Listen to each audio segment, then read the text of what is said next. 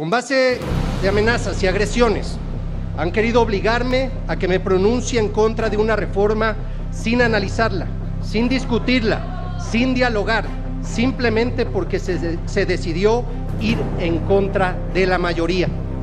Vivimos en un sistema representativo y por tanto la mayoría legislativa representa a la mayoría de los mexicanos, nos guste o no. No estoy de acuerdo con doblarme ante la necedad. Por ello, decidí analizar a fondo y preparar un posicionamiento al que doy lectura a continuación.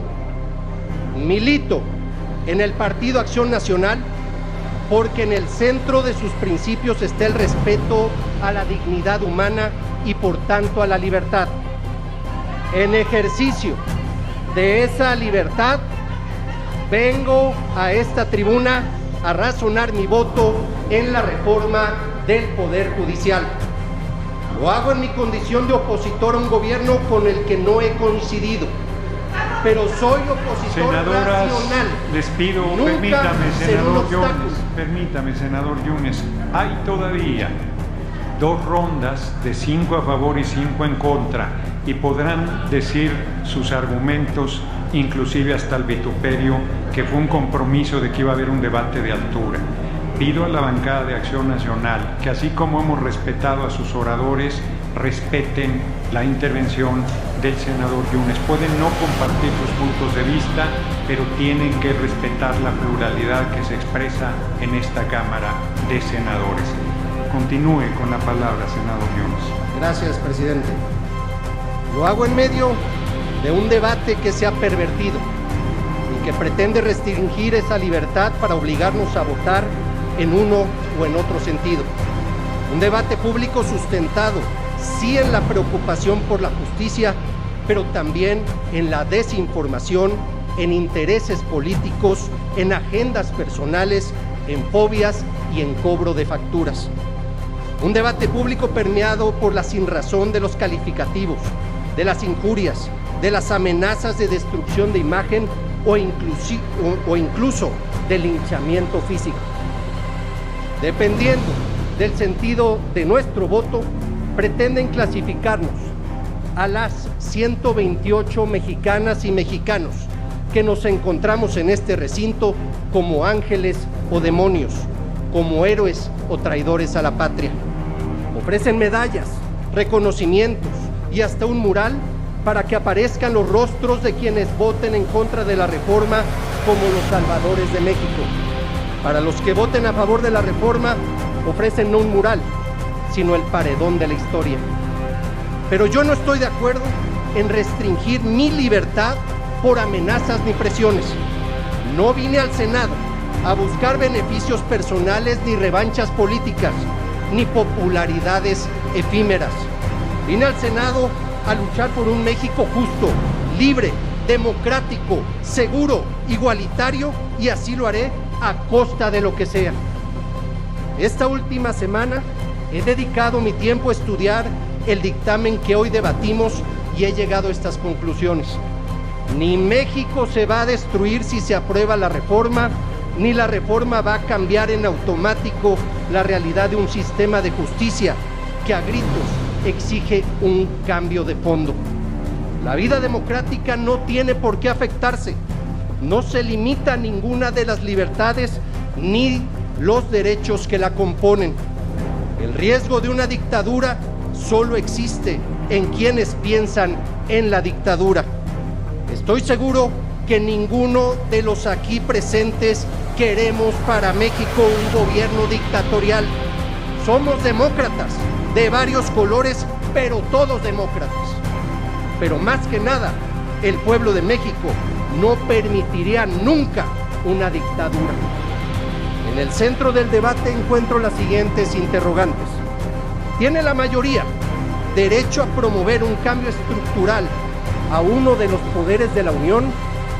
¿Es la elección popular la mejor vía para nombrar a ministros, magistrados y jueces? ¿Dará la nueva conformación del Poder Judicial ventajas políticas al partido en el gobierno? Sostengo que la mayoría sí tiene derecho a promover cambios estructurales. Así ha sido a lo largo de nuestra historia. Recordemos un caso. En 1994, legisladores del PRI y PAN, a iniciativa del presidente Zedillo, aprobaron la reforma de 20 artículos de la Constitución para precisamente reformar de fondo al Poder Judicial. Vale la pena recordar su contenido. Se jubiló de manera inmediata a los 26 ministros en funciones. Se redujo a 11 el número de ministros. Se creó el Consejo de la Judicatura. Se dio vida a las controversias constitucionales y acciones de inconstitucionalidad. La votación en el Senado en favor de los nuevos ministros propuestos por el presidente de la República fue unánime. Algunos académicos y politólogos calificaron la reforma como un golpe de Estado. Lo cierto es que no hubo tal golpe de Estado, sino por el contrario, México aceleró su transición democrática. Apenas 3 años después de esta reforma, el PRI perdió la mayoría en el Congreso de la Unión y en el año 2000 perdió la presidencia de la República. Es decir, los beneficios políticos de la reforma del Poder Judicial no fueron para el régimen. Probablemente la mayor inquietud que provoca la reforma es el voto popular para elegir a los impartidores de justicia. Se supone que por la fuerza de una organización política serán electos y ese voto los comprometería y perderían por tanto su imparcialidad.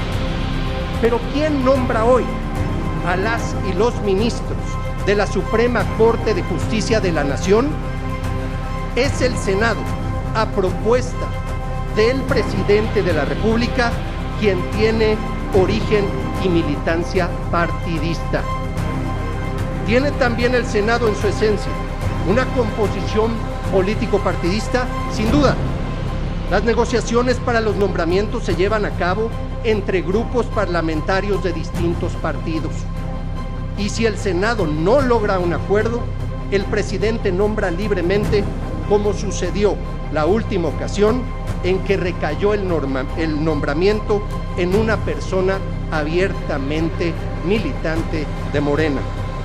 Antes el Senado había aprobado el nombramiento de otra ministra, también militante del mismo movimiento. Hoy, de 11 integrantes de la Corte, 5 han sido propuestos por el presidente López Obrador.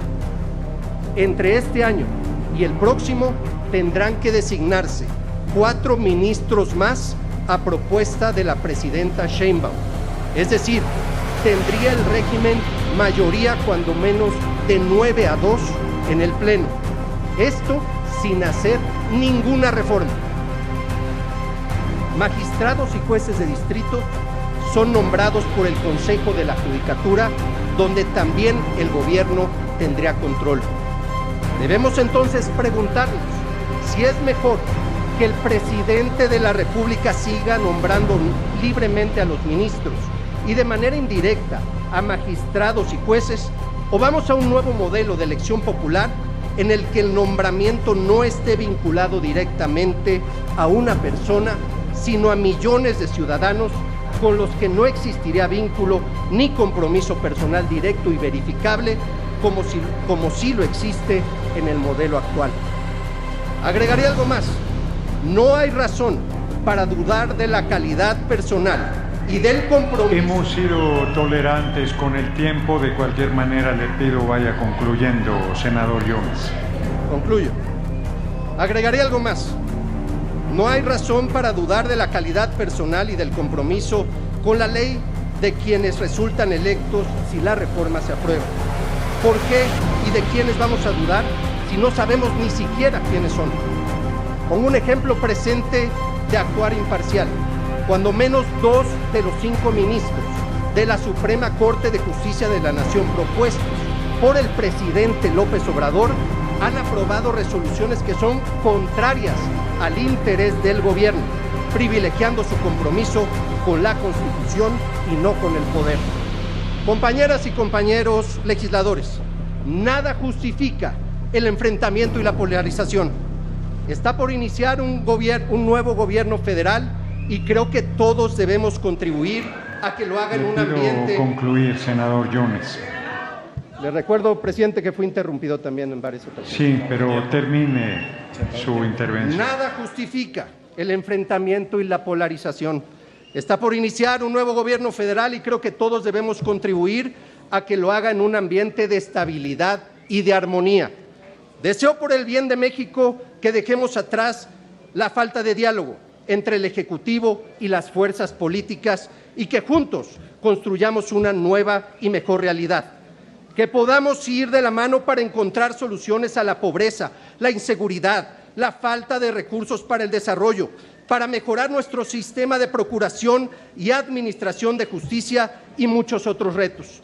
Sé que la reforma al Poder Judicial que se nos ha propuesto no es la mejor.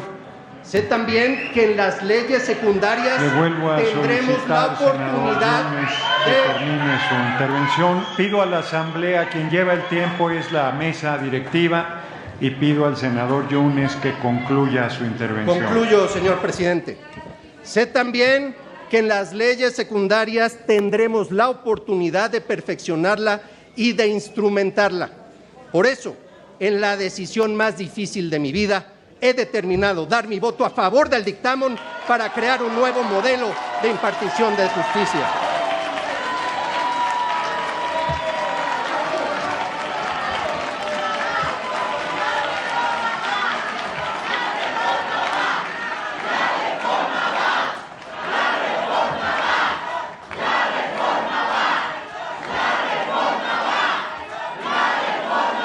Y termino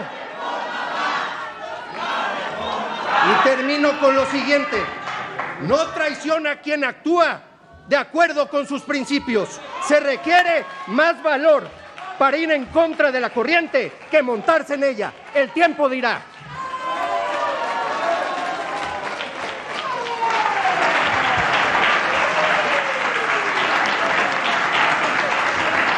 Asamblea, honorable Asamblea.